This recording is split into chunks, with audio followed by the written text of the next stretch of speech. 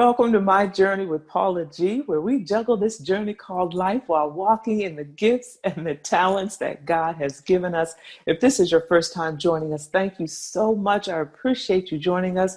If you are a returning viewer, thank you. I appreciate you as well. You all know I always say, time is precious. It is the one thing that you cannot get back. So for you to think it not robbery, to spend a bit of your time here on My Journey with Paula G is truly appreciated. I appreciate each and every one of you. Also to our underwriters, we appreciate them because without them, this would not be possible. So we just thank them for being a part of the journey and for their support of My Journey with Paula G. Well, you all know I always start each and every show with a jewel on the journey. And I call them jewels on the journey because all of the individuals who have attended our live events, our live remotes, our meet and greets, we all often ask them to fill out a little index card, and it kind of looks a little something like this, little index card. And we ask them to put their favorite quote, their favorite scripture, word of encouragement, something of that nature on that so that I can share that with you to connect you to My Journey with Paula G. And also, it keeps them connected along the journey. And it's our way of showing them how much we appreciate their support. And today's word of encouragement in scripture today comes from our guest today. And it is Philippians 4, verses 6 through 7. And this is from the New International Version. Be anxious for nothing, but in everything, by prayer and supplication with thanksgiving, let your requests be made known to God. Let your requests be made known to God. Be anxious for nothing at all, y'all. And the peace of God, which surpasses all understanding, his peace surpasses all understanding, will guide your hearts and minds through Christ Jesus. I know quite a few of us are familiar with that, with those two verses, and those are very comforting verses. And our guest is going to share with us today what that means to him. He is just a powerhouse in media, and he is a prime example of what it means to hear God's voice, to follow God's voice, and in the midst of the trials and tribulations and the peaks and the valleys of life, how you persevere when you hear that voice, how you persevere through and do what it is that God has called you to do. So please welcome to My Journey with Paula G, none other than Jerry Royce live. Hey. Jerry Royce live. How are you, sir? What's up, Paula G? How you doing? I am fantastic. I woke up this morning, so it's a blessing. Every morning that we can wake up, it's a blessing. So, I am excited to have you. I appreciate you being here with us. I thank you for the journey. I thank you for the vision. I thank you for being obedient to what it is that God has placed inside of you. And we're going to talk about all of that today. But first, I want you to share with the audience what those verses, Philippians 4, 6 through 7, why does that resonate? Why do those verses resonate so much with you? It's a very special verse. It was actually given to me by someone on Facebook. They posted it and they didn't say anything. It was actually a snapshot of their Bible circled. And I went ahead and printed it out, and I opened every show with it for maybe 4 or 5 years when I was doing live myself. At the time, I was doing pretty much. I remember that. Yes. Yeah. 5 days a week, sometimes 2 shows per day. So it really meant a lot to me because, I mean, it says a lot in that when it comes to Thanksgiving, just being grateful for everything God has blessed you with. And, this has been an incredible journey, starting with the show, starting with the podcast, where the podcast is today. So it's very important. It really helped transcend my life.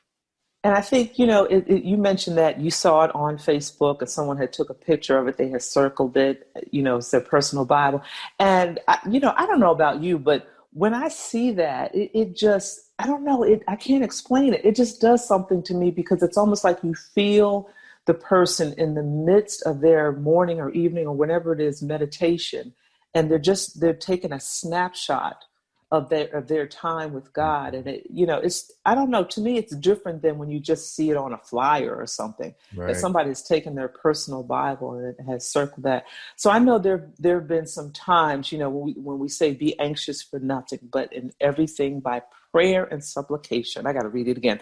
With thanksgiving, let your requests be made known to God, and the peace of God, which surpasses all understanding, will guard your hearts and minds through Jesus. I know that you have been through a journey yourself with some of your health challenges, and in the midst of what we are in now and what we're dealing with now, on top of the I don't want to say normal health challenges that people have, but the kind of reoccurring, we've got some other challenges as well.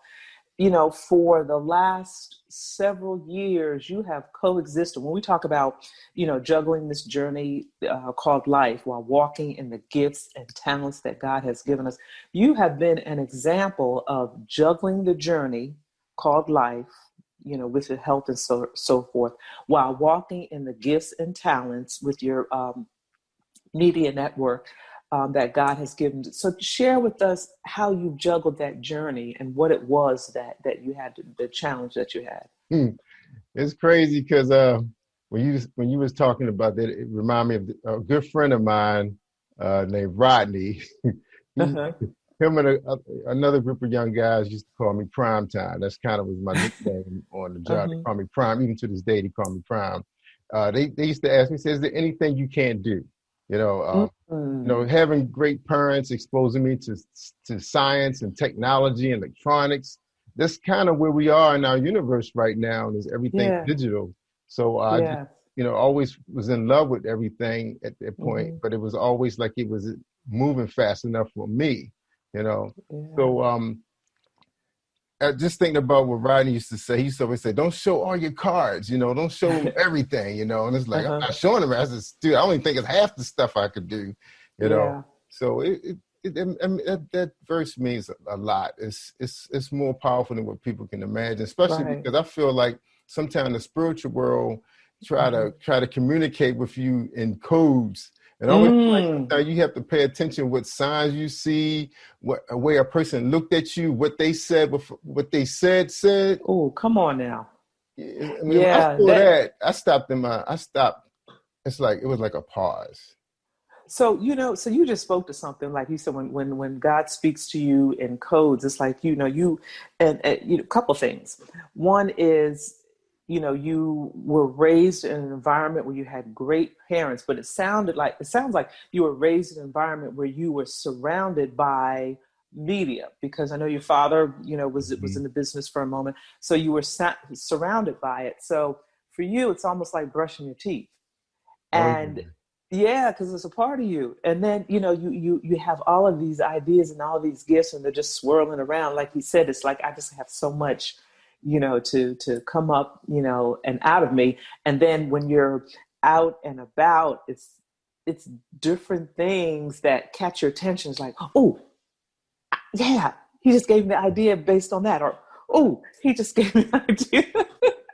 Is that how it kind of unfolds a little bit? Like, share Yeah. with us how. Well, Hmm. deeper than that is God. God picked everyone's parents, and I really believe that. When I first heard that from Mm. somebody, they said, some people God fall picked your into parents. adoption.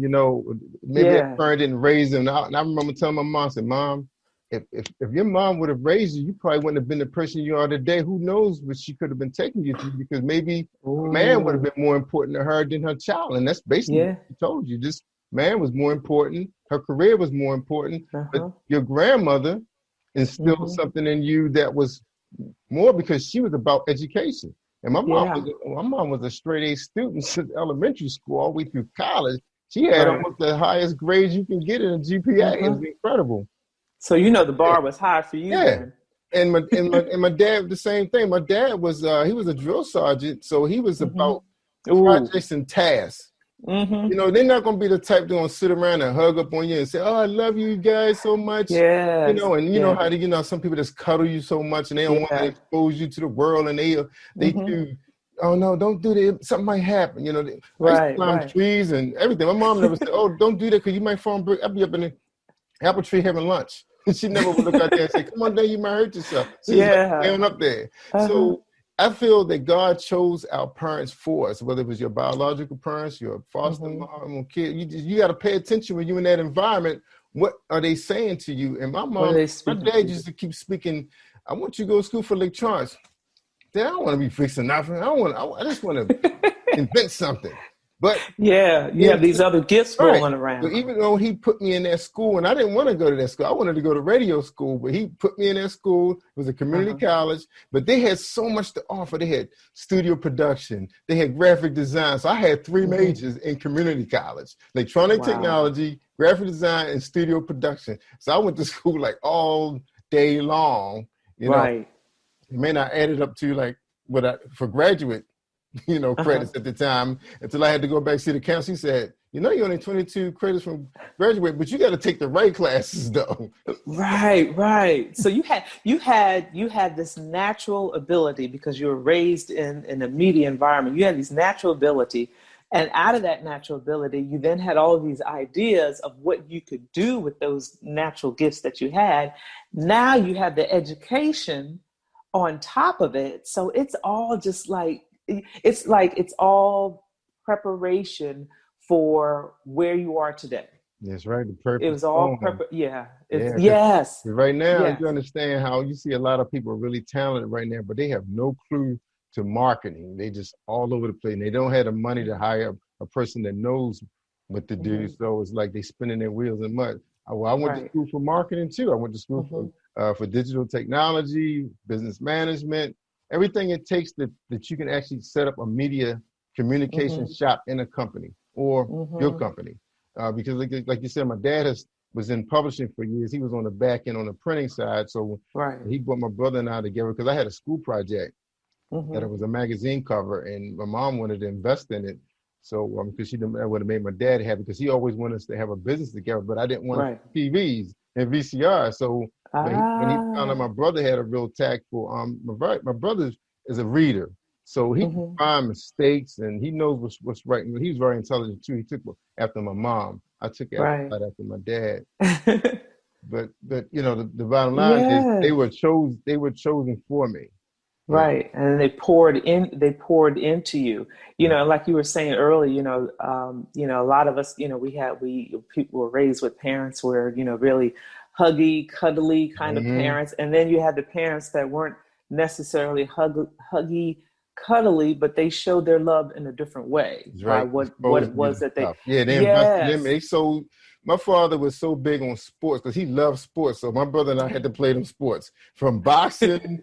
I didn't like boxing, but I did like Uh-huh. martial arts. So he did let me do martial arts, right? I went pretty Right. far with it in college. And Uh-huh. and we loved football. He made my brother and I play football. We didn't have Right. the frame for football, but we went as far as we Hmm. could. But baseball was my sport. And him and his brother actually coached me and my brother for up until I was 17.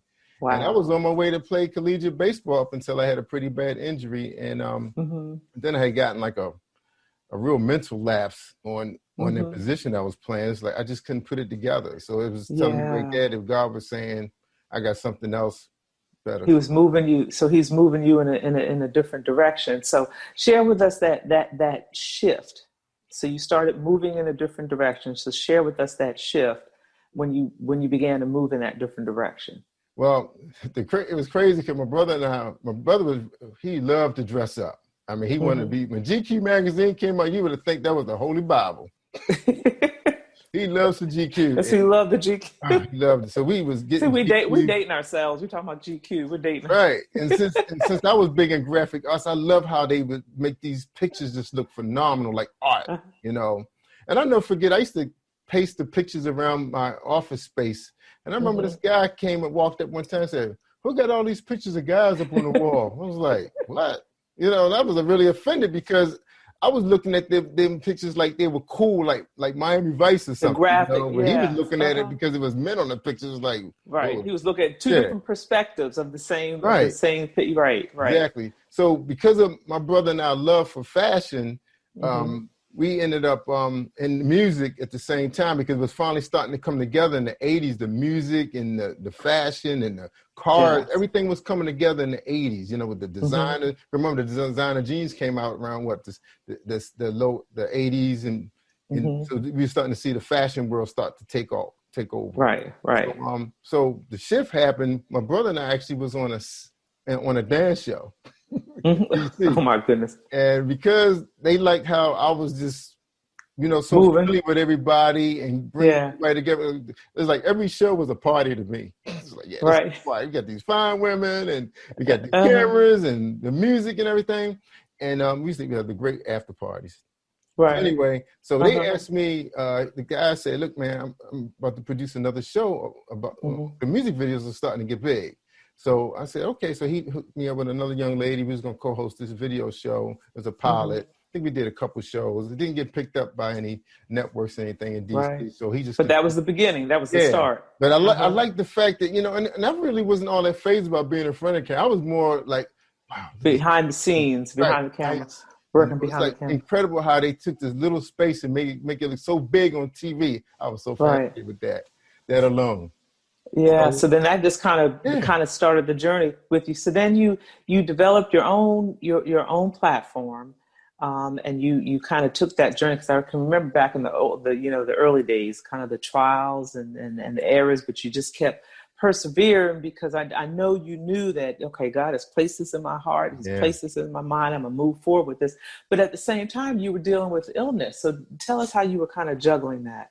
Yeah, the problem I was having too, it was two things that was happening when we was about to crossroads with the technology. One, the hardware really wasn't quite up to speed with the software that was coming. I was like, the software designers was way ahead of the hardware designers, even though everything was starting to be plug and play. But also I was dealing with an illness. I just lost my cousin and two best friends, my brother-in-law and my best friend, all diabetes. At the same time, right. So when my cousin died from diabetes from being in a car accident, then that's when I ain't never lost nobody that close before. We were like best friends growing up. He lived like the next. So that was hard. We played baseball together, basketball, everything. Same high school. So when that happened, that's when my because I was borderline at the time, and then I ended up becoming diabetic. And then I was losing I couldn't focus on anything. So just trying to learn the technology at the same time, I was learning cinematography. Anybody know about that? The cameras shoot well, but they don't hear well. Right. I put all that together.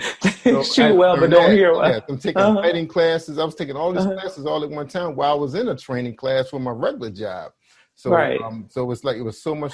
So wait a minute, you were working full time, full blown diabetes, working full time, and walking in this vision that God had given you. Yeah.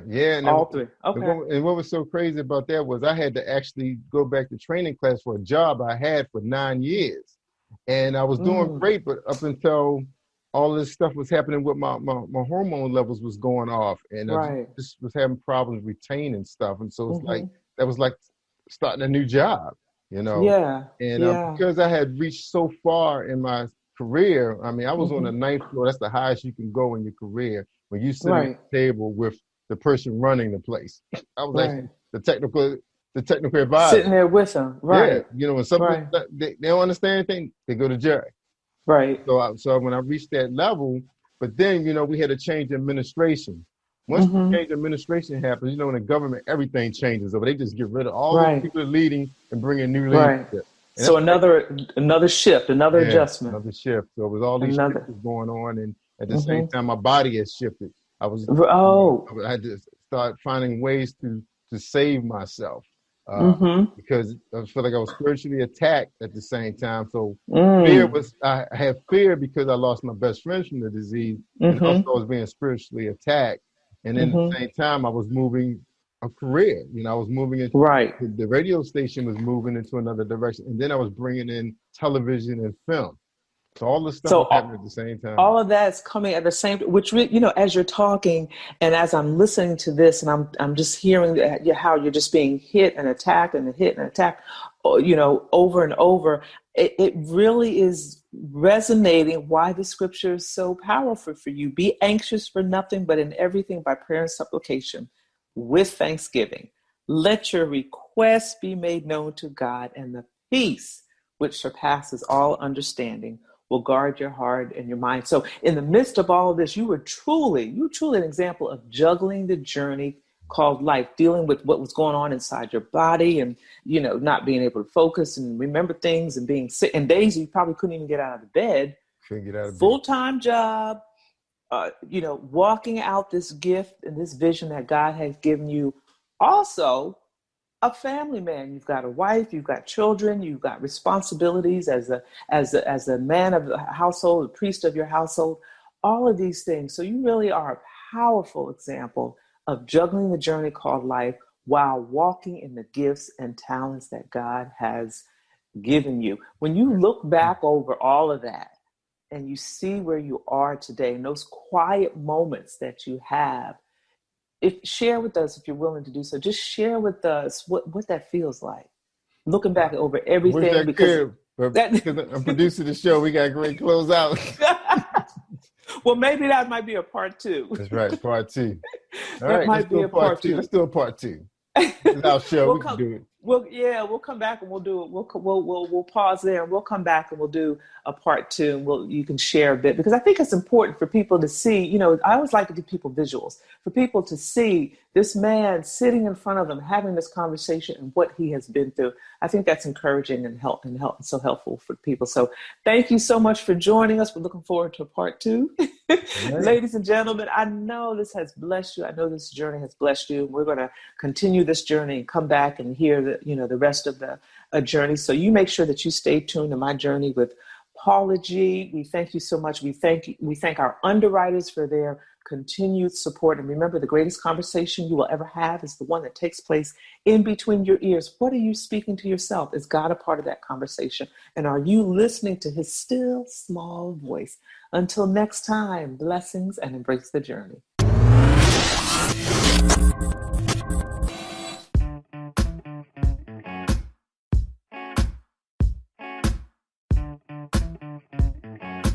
I don't think they're ready for this.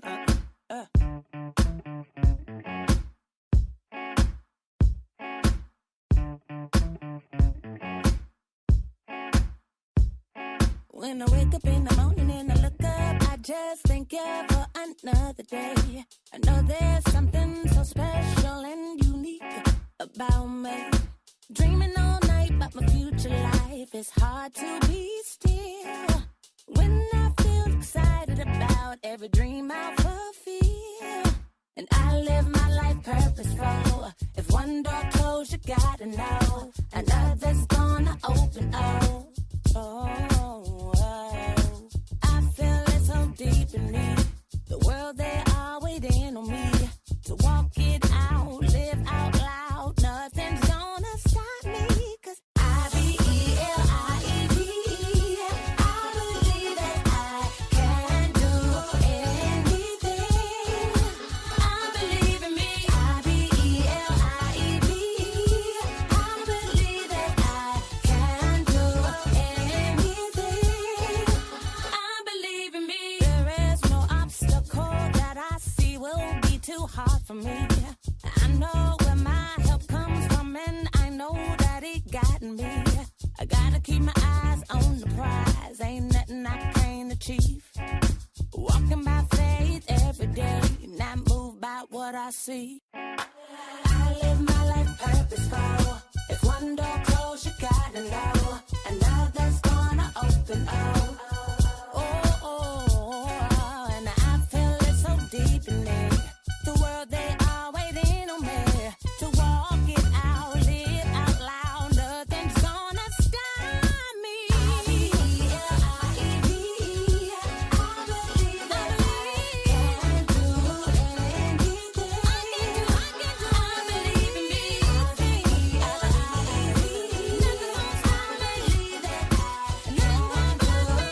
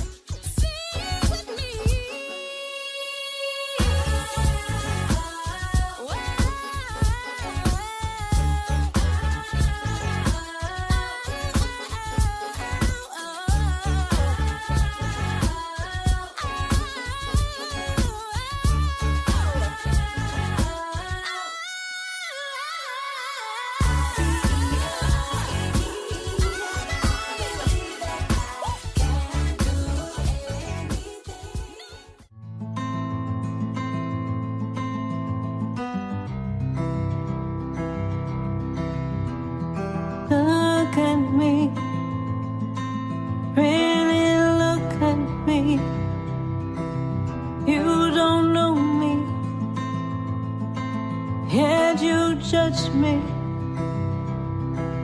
You look at the color of my skin and assume all the wrong things.